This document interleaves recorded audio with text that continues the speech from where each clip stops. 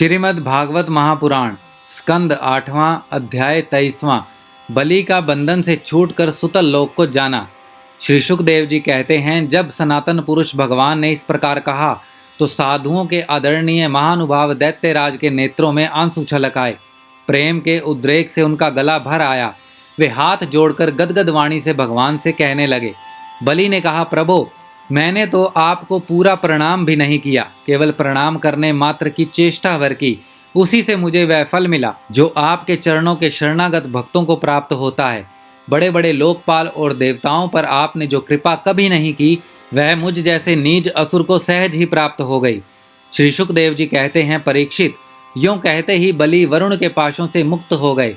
तब उन्होंने भगवान ब्रह्मा जी और शंकर जी को प्रणाम किया और इसके बाद बड़ी प्रसन्नता से असुरों के साथ सुतल लोक की यात्रा की। इस प्रकार भगवान ने बलि से स्वर्ग का राज्य लेकर इंद्र को दे दिया, अदिति की कामना पूर्ण की और स्वयं उपेंद्र बनकर वे सारे जगत का शासन करने लगे।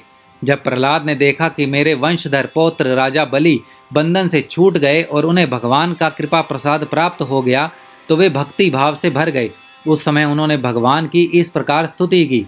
प्रहलाद जी ने कहा, प्रभो, यह कृपा प्रसाद तो कभी ब्रह्मा जी, लक्ष्मी जी और शंकर जी को भी प्राप्त नहीं हुआ, तब दूसरों की तो बात ही क्या है। अहो, विश्ववंद ब्रह्मा आदि भी जिनके चरणों की वंदना करते हैं, वहीं आप हम असुरों के दुर्गपाल किलेदार हो गए। शरणागत वत्सल प्रभो, ब्रह्मा आदि लोकपाल आपके चरण कमलों का मकरंद रस सेवन करने के कारण सृष्टि रचना की शक्ति आदि अनेक विभूतियां प्राप्त करते हैं। हम लोग तो जन्म से ही खल और कुमार्गगामी हैं। हम पर आपकी ऐसी अनुग्रहपूर्ण दृष्टि कैसे हो गई जो आप हमारे द्वारपाल ही बन गए। आपने अपनी योग माया से खेल ही खेल में त्रिभुवन की रचना कर दी। आप सर्वज्ञ, सर्वात्मा और समदर्शी हैं, फिर भी आपकी लीलाएं बड़ी विलक्षण जान पड़ती हैं। आपका स्वभाव कल्प वृक्ष के समान है, क्योंकि आप अपने भक्तों से अत्यंत प्रेम करते हैं। इसी से कभी कभी उपासकों के प्रति पक्षपात और विमुखों के प्रति निर्दयता भी आप में देखी जाती है। श्री भगवान ने कहा, बेटा प्रहलाद, तुम्हारा कल्याण हो। अब तुम भी सुतल लोक में जाओ, वहां अपने पौत्र बलि के साथ अनंत पूर्वक रहो और जाति बंधुओं को सुखी करो। वहां तुम मुझे नित्य ही गदा हाथ में लिए खड़ा देखोगे। मेरे दर्शन के परमानंद से मग्न रहने के कारण तुम्हारे सारे कर्म बंधन नष्ट हो जाएंगे। श्री सुखदेव जी कहते हैं, परीक्षित, समस्त दैत्य सेना के स्वामी विशुद्ध बुद्धि प्रहलाद जी ने जो आज्ञा कहकर हाथ जोड़ भगवान का आदेश मस्तक पर चढ़ाया। फिर उन्होंने बलि के साथ आदि पुरुष भगवान की परिक्रमा की, उन्हें प्रणाम किया और उनसे अनुमति लेकर सुतल लोक की यात्रा की। परीक्षित, उस समय भगवान श्री हरि ने ब्रह्मवादी ऋत्विजों की सभा में अपने पास ही बैठे हुए शुक्राचार्य जी से कहा, ब्राह्मण, आपका शिष्य यज्ञ कर रहा था, उसमें जो त्रुटि रह गई है उसे आप पूर्ण कर दीजिए, क्योंकि कर्म करने से जो कुछ भूल चूक हो जाती है वह ब्राह्मणों की कृपा दृष्टि से सुधर जाती है।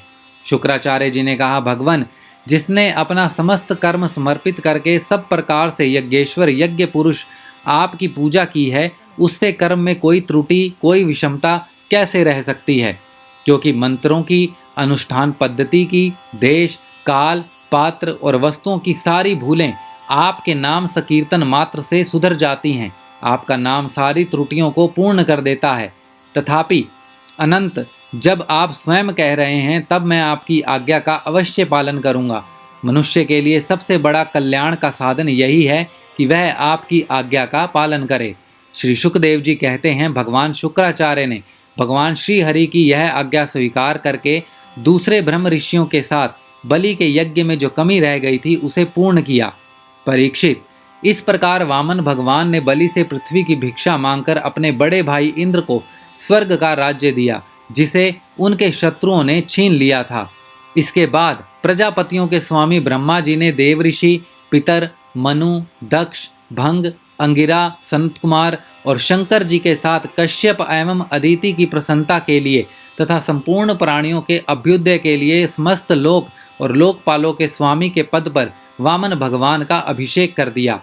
परीक्षित, वेद, समस्त देवता, धर्म, यश, लक्ष्मी, मंगल, व्रत, स्वर्ग और अपवर्ग सबके रक्षक के रूप में सबके परम कल्याण के लिए सर्वशक्तिवान वामन भगवान को उन्होंने उपेंद्र का पद दिया उस समय सभी प्राणियों को अत्यंत आनंद हुआ। इसके बाद ब्रह्मा जी की अनुमति से लोकपालों के साथ देवराज इंद्र ने वामन भगवान को सबसे आगे विमान पर बैठाया और अपने साथ स्वर्ग ले गए। इंद्र को एक तो त्रिभुवन का राज्य मिल गया और दूसरे वामन भगवान के कर कमलों की छत्र छाया। सर्वश्रेष्ठ ऐश्वर्य लक्ष्मी उनकी सेवा करने लगी और वे निर्भय होकर आनंद उत्सव मनाने लगे।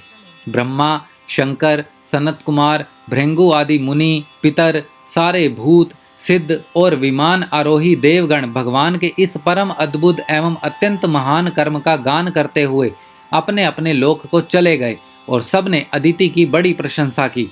परीक्षित, तुम्हें मैंने भगवान की यह सब लीला सुनाई, इससे सुनने वालों के सारे पाप छूट जाते हैं। भगवान की लीलाएं अनंत हैं, उनकी महिमा अपार है। जो मनुष्य उसका पार पाना चाहता है वह मानो पृथ्वी के परमाणुओं को गिन डालना चाहता है। भगवान के संबंध में मंत्र दृष्टा महर्षि वशिष्ठ ने वेदों में कहा है कि ऐसा पुरुष न कभी हुआ, न है और न होगा जो भगवान की महिमा का पार पा सके। देवताओं के आराध्य देव अद्भुत लीलाधारी वामन भगवान के अवतार चरित्र का जो श्रवण करता है उसे परम गति की प्राप्ति होती है।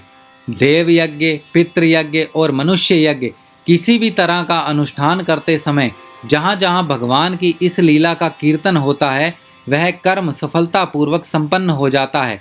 यह बड़े बड़े महात्माओं का अनुभव है। श्रीमद् भागवत महापुराण स्कंद 8वां अध्याय 23वां समाप्त।